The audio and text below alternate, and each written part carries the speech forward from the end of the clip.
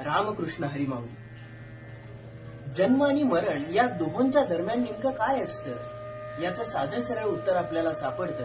या दोहोंच्या दरम्यान आपली सगळी नाती असतात आणि ही सगळी नाती आप्तस्वकीय असतात.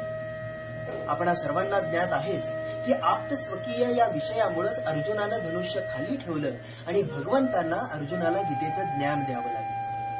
हे ज्ञान देत असताना भगवंत अर्जुनाला एक समर्पक दृष्टांत सांगतात.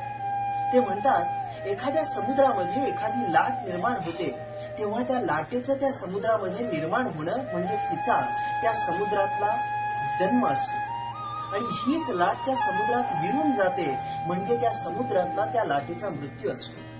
म्हणजे या समुद्राचाच अंश असणारी लाट त्यातच जन्म घेते आणि तिथंच विरून जाते.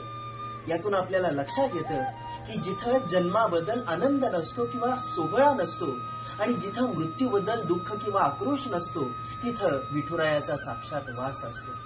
म्हणून हा भवसागर पार करून जाण्यासाठी भगवंताकडे विठुरायाकडे काय मागावं तर अर्थातच हेची दान देगा देवा तुझा विसर न व्हावा. रामकृष्ण हरी.